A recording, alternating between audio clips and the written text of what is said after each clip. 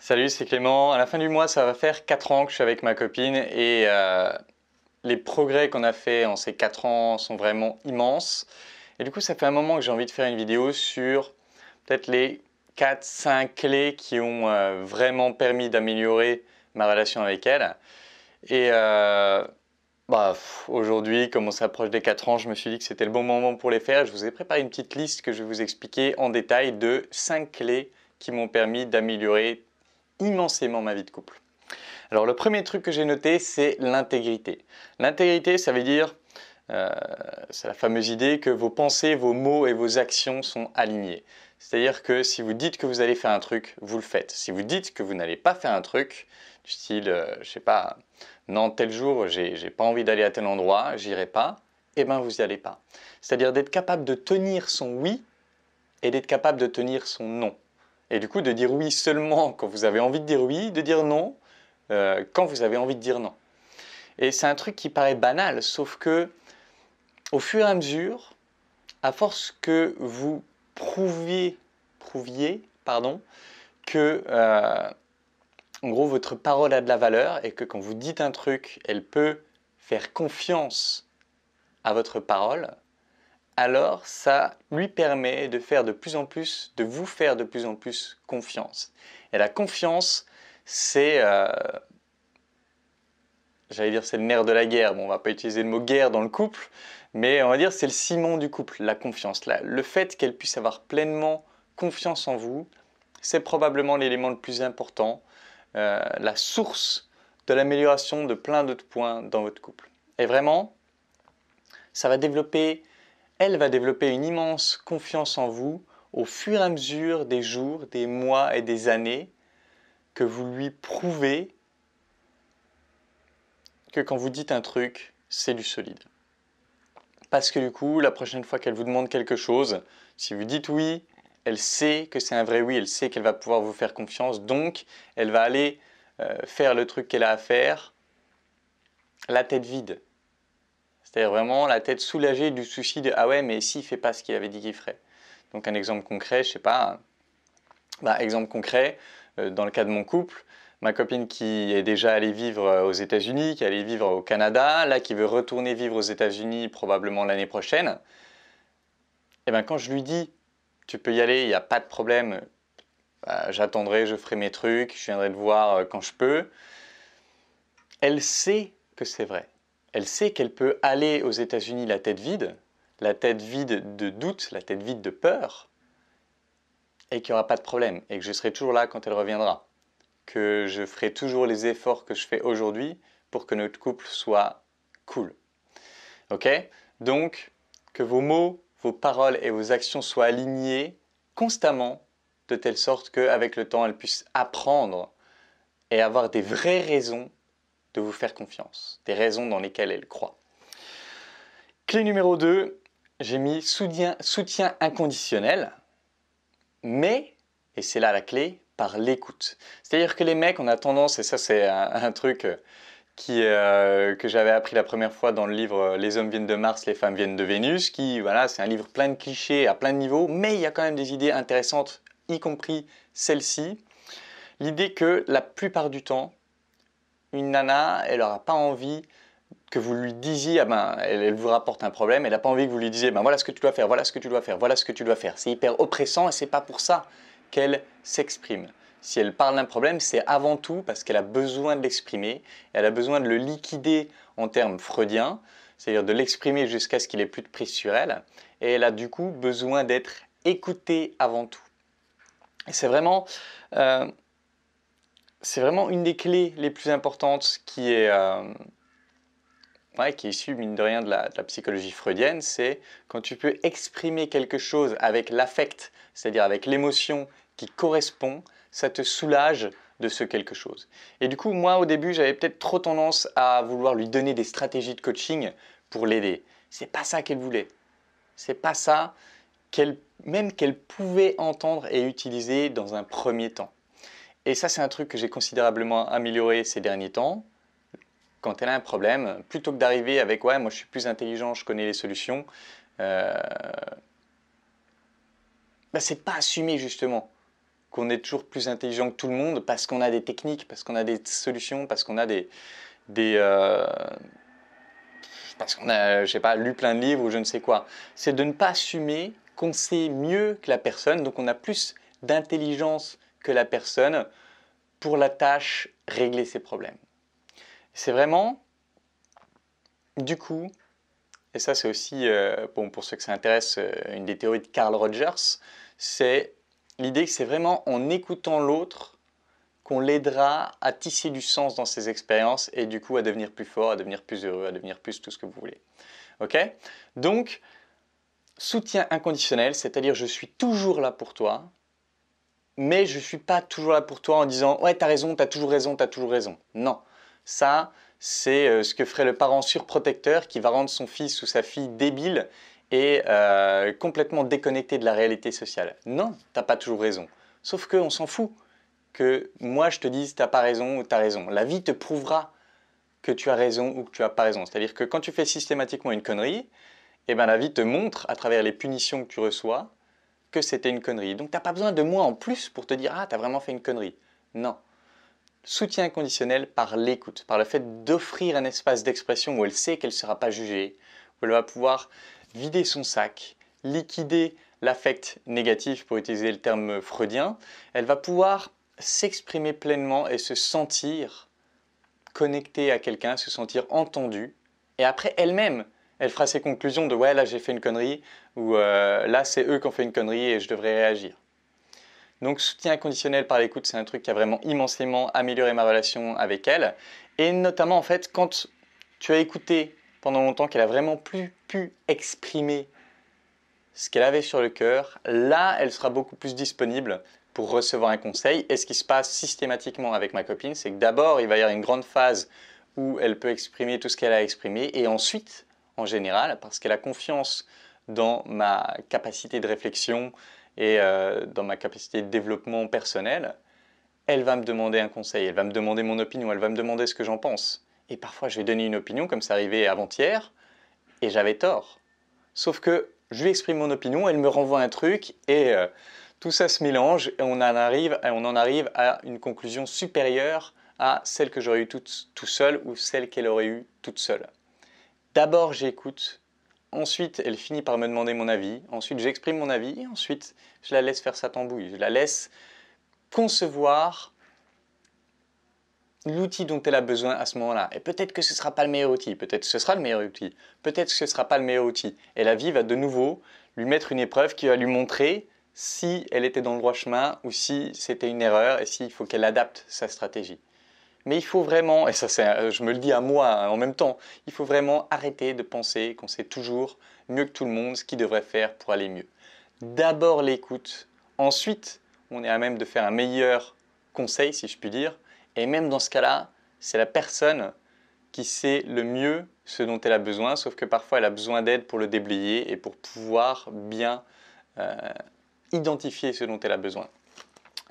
Donc clé numéro 2, j'ai pris du temps, mais c'est parce que c'est hyper important, soutien inconditionnel, certes, mais par l'écoute. Troisième point, alors c'est l'idée des vulnérabilités, entre montrer ses vulnérabilités ou alors les laisser transparaître. Ou alors tenter de les cacher, c'est un peu la même chose. En gros, tout le monde a des vulnérabilités, tout le monde a des moments où ça va moins bien, tout le monde a des domaines sur lesquels on est moins à l'aise. Et se pose le choix de est-ce que j'essaie de le cacher pour essayer de montrer le bon côté de moi tout le temps, mais du coup, nécessairement, il y a un moment donné, il va y avoir des fissures dans le masque, il y a un moment donné, ça va ooze, on dit en anglais, ça va transpirer à l'extérieur de moi qu'il y a ce problème, et du coup l'autre va s'en rendre compte. Dans un couple, tu ne peux pas mentir éternellement. Il y a forcément un moment où les craquelures à travers le masque se font apercevoir. Donc soit je fais ça, soit j'exprime moi-même directement mes vulnérabilités. Et en fait, ce qui se passe, c'est que quand tu essaies de cacher un truc et que l'autre s'en rend compte, il est obligé de se poser la question « Pourquoi il me l'a caché ? Pourquoi est-ce qu'il cache ce truc ?» Ah ben peut-être qu'il cache ce truc parce qu'il pense que si je le vois, je vais le quitter. Ben tiens, c'est vrai ça. Maintenant que je le sais, comment est-ce que je me sens par rapport à ça? Et vous voyez, ça lance un climat de suspicion désagréable. Et en plus, c'est quand même un peu teinté de « il m'a arnaqué ». il savait qu'il y avait ça depuis le début, il ne me l'a pas dit, il m'a arnaqué. Donc ça met votre couple en péril d'essayer de dissimuler ses vulnérabilités. Alors que si par opposition vous les montrez directement, exemple, je ne sais pas, une vulnérabilité que je pourrais avoir en ce moment, bah, par exemple j'ai dit, j'étais allé manger avec ma copine et sa famille dimanche, et on est mardi, et j'ai dit, moi, en ce moment je sens que je pourrais avoir 18 dans toutes mes notes de la fac, mais je sens qu'il y a un pied de moi qui veut y aller, qui veut être le meilleur, et il y a un autre pied de moi qui me dit ouais mais et si la vie c'était pas ça, et s'il y avait d'autres trucs. Et du coup le fait de ne pas décider clairement de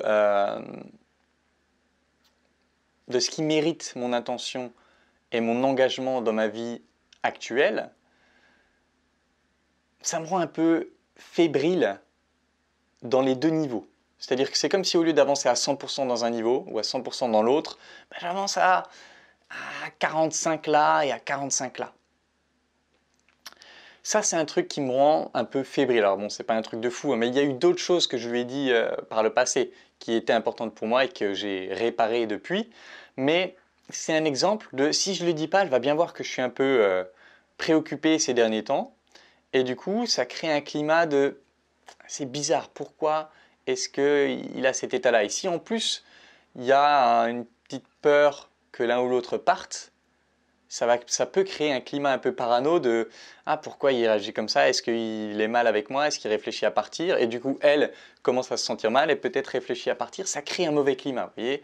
Donc c'est vraiment important d'exprimer les choses clairement, de dire « Voilà, il y a tel problème en ce moment », de telle sorte que déjà la personne puisse vous écouter et puis tout simplement qu'on puisse se dire, ok, il y a tel problème, on l'a vu, voilà le plan que j'utilise en ce moment pour essayer de m'en sortir, c'est ok, c'est réglé, c'est intégré, je le vois, il est là, il bosse dessus, c'est ok. Après, bien sûr que si votre vie entière est un ensemble de vulnérabilités, bah, au bout d'un moment, ça fait chier tout le monde. Si toute votre vie, vous la passez, et 100% de votre temps, vous le passez à être négatif, ça fait chier tout le monde. Et à un moment donné, ce sera trop lourd et la personne a de grandes chances de partir. Donc bien sûr que si vous êtes dans ce cas-là où tout dans votre vie pose problème, ben c'est chaud. Il faut prendre un truc après l'autre, tenter de l'améliorer et puis tout simplement espérer. Espérer que la personne soit encore là au fur et à mesure. Et si elle part, eh ben elle part. Vous n'étiez pas assez fort à ce moment-là. Et c'est ok, vous retrouverez quelqu'un plus tard ou en même temps vous aurez vraiment déblayé les gros morceaux de telle sorte que ce sera plus simple pour vous d'avoir cet équilibre entre avoir ses vulnérabilités et être capable de les exprimer sans être non plus le mec qui est le boulet, le poids au quotidien. Donc voilà, montrer ses vulnérabilités. De toute façon, j'ai fait plein de vidéos là-dessus, donc je ne vais pas non plus passer 100 ans dessus. Quatrième clé qui est hyper importante et qui est contre-intuitive pour les gens qui s'intéressent à la séduction, c'est engagement complet dans la relation. En d'autres termes, dans la séduction, on dit « Ah, il ne faut pas lui montrer que tu es acquis ». Et pour moi, c'est la pire stratégie de faible que d'essayer de jouer le mec qui n'est pas acquis. C'est une débilité absolue. C'est une débilité absolue parce que, en gros, ça veut dire quoi? Ça veut dire que je crée un climat de peur chez elle, de peur de me perdre, pour l'accrocher et la garder engagée. C'est une débilité faramineuse parce que elle, ça la rend moins bien, donc ce qu'elle amène dans le couple, c'est moins bien. Mais surtout, si vous voulez, ça crée un faux challenge. On dit il faut être challengeant, ça c'est pas un vrai challengeant. Je ne suis pas vraiment challengeant, je fake le côté challengeant. Donc déjà, si elle s'en rend compte, je suis mort de chez mort parce qu'elle va bien voir que je l'ai torturé gratuitement, je l'ai torturé pour mon petit intérêt perso d'essayer de garder la relation. Mais en plus de ça, ça affaiblit tout le couple. Alors que si par opposition, vous lui donnez un engagement complet, ce que je fais avec ma copine, j'ai encore répété hier, je veux vraiment que mon engagement dans le couple soit même pas une question pour toi. Pourquoi c'est important? Parce que, premièrement, ça va libérer de l'espace mental. Et c'est ce que je lui ai dit. Moi, je sais que son engagement pour elle est infaillible. Et du coup, c'est comme si j'ai plus jamais à penser à « Ah ouais, mais si je fais tel truc et ma copine me quitte », ça ne vient même pas dans mon esprit qu'elle puisse me quitter. Et du coup, je me sens soulagé, j'ai un esprit mon esprit est totalement libre, parce que vous savez que le cerveau humain, ce qui le distingue d'une machine, c'est notamment la capacité de penser à plein de trucs en même temps. Et en gros, c'est comme si ça me libérait. Si on prend l'exemple du processeur, un quad-core, par exemple, un processeur à 4 cœurs, il peut faire globalement 4 séries de tâches en même temps. Et bon, je ne vais pas prendre cette métaphore-là parce qu'en fait, c'est plus complexe que ça et ça risque de vous perdre, mais prenez-le simplement. Si vous avez une partie de votre esprit qui est occupée constamment à penser « Ah ouais, mais est-ce qu'elle est peut-être en train de perdre son amour pour moi? Est-ce qu'elle est peut-être en train de partir ?» C'est autant d'énergie mentale que vous n'avez pas pour vous concentrer sur autre chose, notamment rendre cette relation encore mieux, notamment votre développement personnel, etc. Et du coup, si vous jouez avec ce côté « je vais faire semblant d'être un danger, d'être challengeant, etc. pour elle et pour qu'elle s'accroche plus, nanana », vous lui créez une boule d'énergie en plus qui lui prend la tête. Et donc c'est autant d'énergie qu'elle ne va pas pouvoir dépenser pour améliorer le couple, pour améliorer sa vie perso, du coup pour être plus épanouie, du coup pour que ce côté épanoui rayonne encore plus sur votre couple et sur vous. Donc c'est d'autant plus stupide de ce point de vue-là. Et maintenant, je veux dire, on va faker un challenge, on va faker le côté d'être challengeant, alors qu'il y a une autre possibilité qui va me faire glisser sur ma 5e clé, d'être vraiment challengeant. C'est ça que je voudrais vous dire. Plutôt que de faire semblant d'être un challenge en lui faisant croire qu'à tout moment elle pourrait vous perdre, alors qu'au fond c'est pas vrai, devenez vraiment un challenge en étant génial. Et ça c'est ma 5e clé, j'ai mis engagement complet à votre développement personnel. Engagement complet dans le couple et engagement complet à votre développement personnel. Engagement complet au fait de rendre votre vie constamment meilleure, d'améliorer tous les aspects de votre vie, d'être plus charismatique constamment, d'être plus capable d'écouter, de créer une connexion constamment, d'être plus heureux dans votre vie professionnelle, d'être plus heureux dans votre vie amicale, personnelle, d'être je sais pas, plus actif, de faire plus de choses que vous trouvez cool. Plus vous devenez quelqu'un de génial, plus vous êtes intrinsèquement un challenge. Parce que la personne est obligée de se dire « Putain, il est de mieux en mieux, ben moi, il faut que je m'améliore aussi, parce que sinon, il y a un stade où il arrivera, il est tellement mieux que je risque d'être un boulet pour lui. » Donc ça va être un challenge beaucoup plus positif. Parce que c'est vraiment, voilà, c'est pas il joue aux côtés des challengeants, c'est il est tellement génial, j'ai envie de faire des efforts pour que ce couple marche. Donc au lieu d'être challengé par la peur, le challenge principal qui va la motiver, c'est l'envie, le désir, l'amour. Ok? Et couplé avec le point précédent de vous la rassurer très fortement sur votre engagement, ça va éliminer la peur qui va être forcément présente de par le fait que vous devenez de plus en plus génial. Parce qu'elle est obligée d'avoir un petit peu peur, une petite peur naissante de vous perdre. Et pour moi, celle-là, il faut l'éliminer pour qu'il ne reste plus que l'envie de progresser par amour pour vous, par admiration pour vous, parce qu'elle vous trouve génial, elle veut aussi vous offrir ce que vous lui offrez. Voyez? Et du coup, ça, c'est le vrai challengeant. C'est pas « ouais, je vais faire le mec dur, etc. » C'est de la merde, c'est faible de chez faible. Quand tu t'engages pleinement dans ton développement personnel, que tu deviens constamment meilleur, tu deviens naturellement challengeant et un challenge positif pour l'autre. Donc ça, c'est les 5 clés que j'utilise dans ma vie, que j'ai utilisées depuis ces 4 ans qu'on est ensemble et que je continue d'utiliser, que je continue d'essayer d'améliorer pour que ma relation s'améliore. Et voilà, ceux qui me connaissent et qui connaissent mon couple, qui connaissent ma copine, savent qu'il y a eu une immense amélioration en ces 4 ans. Et surtout, moi, je le vois, je le ressens au quotidien, c'est énorme l'amélioration qu'il y a eu dans mon couple à partir de ces 5 points-là. Alors, il y a d'autres choses, mais si vous maîtrisez ces 5 points-là, si vous avancez fortement sur ces 5 points-là, ça va radicalement changer votre relation de couple. Voilà, j'espère que ça pourra vous aider, comme ça m'a aidé moi. Et bien entendu, comme d'habitude, si vous voulez travailler avec moi sur tous ces points-là, on peut le faire à travers l'école des guerriers qui est centrée sur le fait de devenir plus fort, de créer des connexions plus fortes.